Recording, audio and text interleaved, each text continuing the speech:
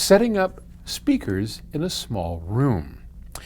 This question comes from Paul in Howard's Beach, New York. Hope Howard gave you permission to be in his beach. I love it. Howard's Beach. There you go. I wonder who Howard was.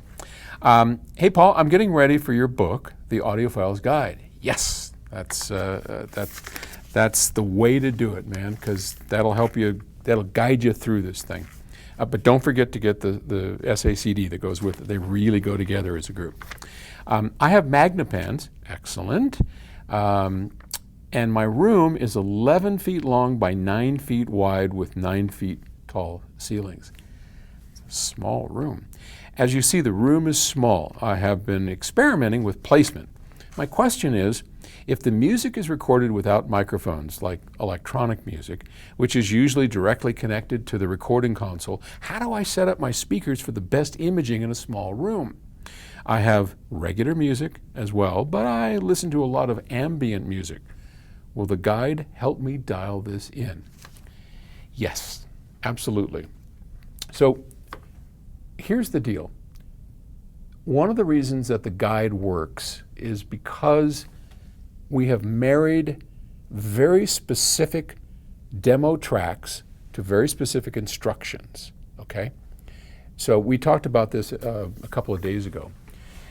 For instance, depth.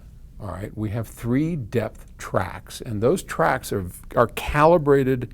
I mean, it's not like dorky stuff, you know, where you got test tones and stuff. That's real dorky. Now, these are 2 gals singing a really cool a cappella track, and they are specifically 3 feet away, and then they move, and they're 6 feet, and they're 9 feet. So in the guide, we use those very specific tracks to get the depth right. There's a guide track and a whole chapter on how to get the bass right. Bass is the most challenging thing, and in your room, you've got a big challenge. So how do you get the bass right? And I'll give you a secret. It isn't by moving the speakers around, it's by moving you around. And we go through that whole thing. Now but it's tied to a very specific track of music.